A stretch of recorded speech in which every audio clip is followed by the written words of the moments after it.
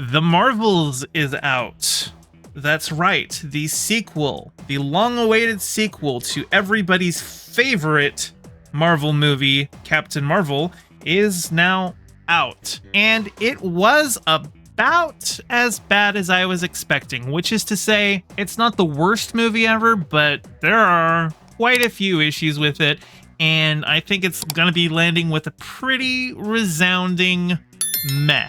I do have quite a lot of thoughts about it, and at some point in here, I will be getting into the spoilers, and when I do that, you will see this pop up. So when you see this on screen, if you want to keep watching, just mute it until it goes away. But let's talk about it.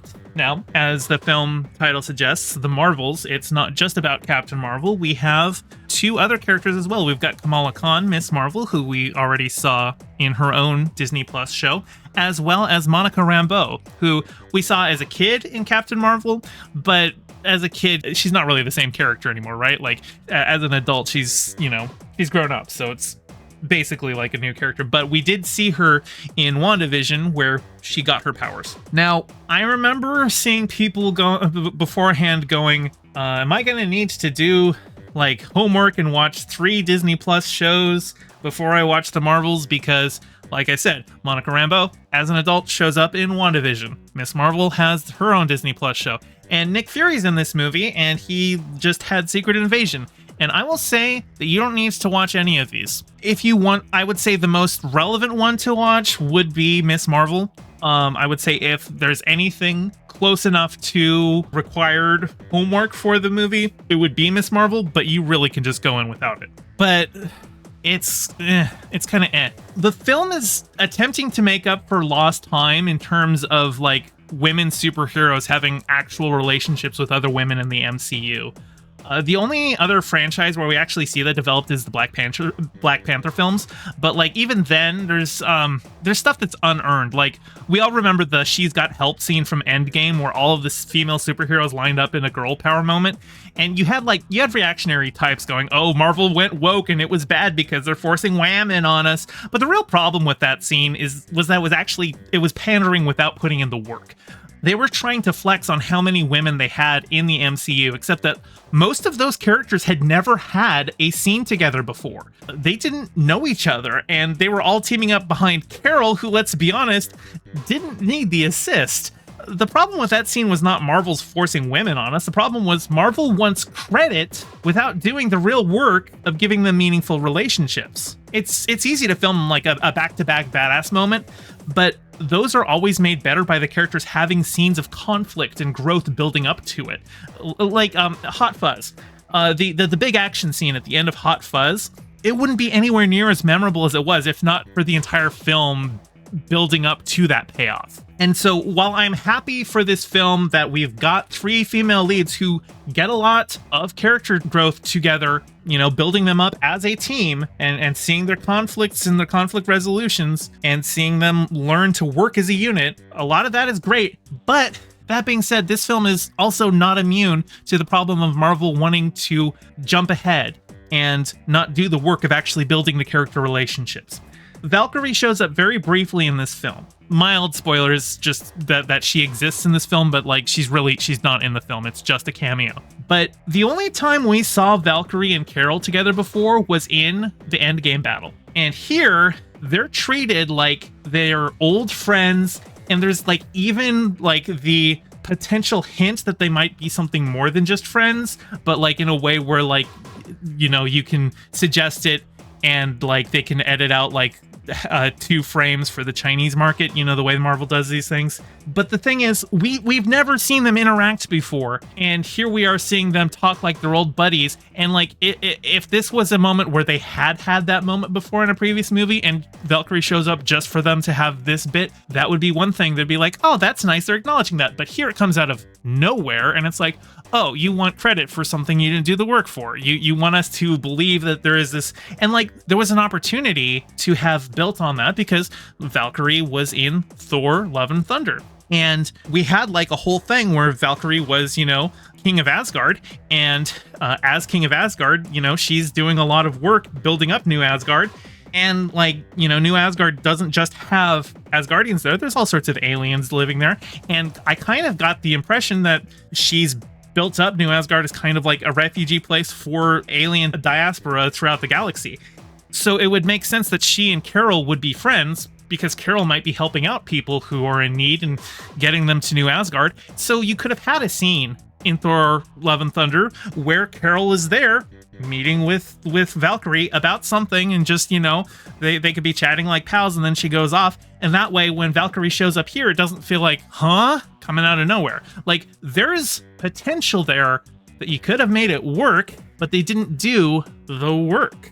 So as I'm talking about the issues with them wanting the credit for having the female characters without giving them meaningful relationships with other women, or jumping ahead and skipping the part where they do the work to do that, I will also say that Marvel has a problem where they don't care about the villains at all, and their main focus in these films is like having that the banter and the relationship building between the different heroes who are teaming up in that film, right? And I like seeing heroes team up. It's not as special as it was when the Avengers did it, but I feel like a lot of that ends up being done at the expense of having actually memorable villains. And the villain in this movie, Darban, she's given just the most paper thin of motivations, which sucks because like there was potential in there for them to have built up more. And I guess at this point, we're going to go into spoilers because I kind of need to talk about her whole thing. So I'm not going to try and spoil too much, but I am going to be talking about it. So Darban, she is the current leader of the Kree Empire, and she's the leader of the Kree Empire after Carol went and destroyed the Supreme Intelligence. She did that between movies because that was at the end of Captain Marvel. She said she was going to go and destroy it all. But as it turns out, when Carol did that, it led to a Kree civil war, which ended up leading to basically the depletion of most of the Kree's natural resources on their home planet. Their sun is dying, their atmosphere is dying, their water is dried up. And Darban is basically, she sees Carol as the reason for all of that, because Carol, by destroying the Supreme Intelligence and then just going off somewhere else, just left them to their own devices to fall into those patterns. And I think there's an interesting story that could be told there about the ways that military interventionism can lead to unintended consequences and drive people toward extremism. That would have been a really good villain to build up, because that's like, on paper, what was the backbone of the villain. But like, I've already given the film, I've already given it more attention just in these last couple sentences than the film itself talks about addressing them. Like, they literally just have a couple lines of dialogue about it. That's it. And she could have been a far more compelling villain if they had felt the desire to delve into that. Instead, here, she is just angry lady who is going to rain destruction on different planets because she's angry at Captain Marvel. There's so much more interesting that you could do with that. And one of the planets that she goes after is a planet that it has some Skrull refugees on it. And since Secret Invasion just came out, where we find out that most of the Skrulls are on Earth, and then like once everyone found out that Skrulls have been living on Earth and there's like 1 million of them, like the US president declares war on the Skrulls by the end of that series. But that's not brought up at all here. And once the Skrulls, the Skrull refugees planet is being attacked, like they go and they get Valkyrie to go and rescue the Skrull and presumably take them to New Asgard, which is on Earth, where the US president has declared war on Skrulls. But that isn't addressed at all in this film. So like, are they just going to treat Secret Invasion like it, doesn't matter? Like, if they want to say Secret Invasion didn't matter because it was so bad, I am happy to pretend like it didn't happen, okay? When we had the Marvel television series before they were like the Disney Plus series, and like there was still like the veneer of maybe they're in the MCU, maybe they're not, everyone was happy to completely ignore the Inhumans TV show because that was so bad, everyone was just pretend like that one didn't happen. If they want to do that with Secret Invasion, if they want to decanonize it, fine by me, but they should probably say something about it, because it's a little weird to have a show where Skrulls have been revealed to be living among people on Earth, and now there's a declaration of war against them. For that to be then Valkyrie just goes and picks them up and takes them to New Asgard, that's a problem. Quinn says Marvel be like, I forgore. Well, also, I don't even know that they forgore. Secret Invasion had like a lot of rewrites and reshoots pretty much right up to the end. There was, you know, they like heavily reworked that show, and it just ended up being a confusing mess. So like it may just be a thing of the story for the Marvels was probably locked long before they finished working on Secret Invasion. So I don't know. This one is a spoiler for the post-credits thing, and this was actually something that had been leaked before the movie came out, at least a description of what it was. I don't know if the actual footage had been leaked.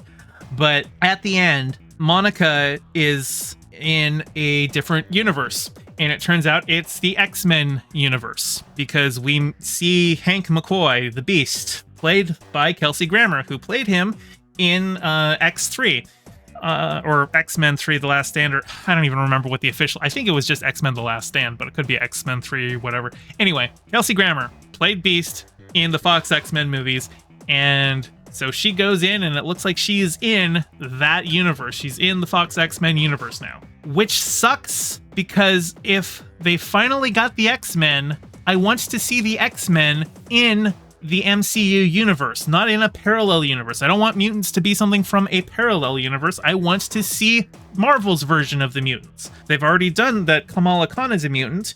I thought that they were going to use her to introduce the X-Men, but it's not even Kamala Khan who's stuck in the other universe with the X-Men. It's Monica Rambeau. So what are they doing with the X-Men? If they're just going to bring in the Fox X-Men franchise instead of building their own, I want nothing to do with that. I want to see the MCU's own spin on the X-Men. I don't want them to do this multiverse crap with it. Okay, now I'm done with spoilers. Overall, the movie is not great.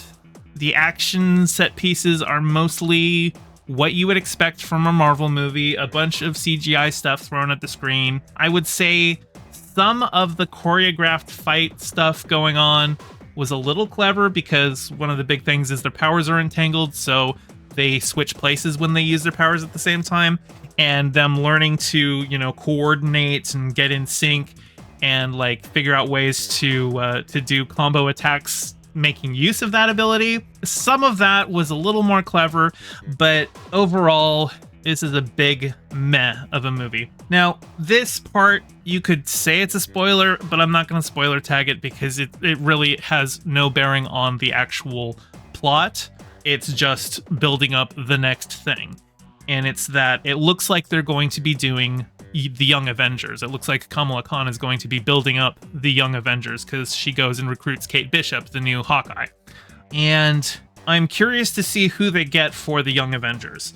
I've been seeing some suggestions that they had, like, Heimdall's son was in Thor 4, and there was also Thor's adopted daughter in Thor 4, Love, she could possibly be in it. But none of the suggested members for the Young Avengers that I've seen have included Spider-Man, which seems really odd to me, because Peter Parker is still, like, pretty young. I mean, Kate Bishop, like, she even says she's not a kid, she's 23, but, you know, she's young enough. Like, having the Young Avengers team up like that, it seems like Spider-Man would be an obvious fit. Now, maybe they want to wait until they've got Miles Morales and have him be in the Young Avengers, and that would be totally fine with me. I feel like if you're doing a Young Avengers, and Spider-Man in the MCU is young, just throw him in there. That would be fun.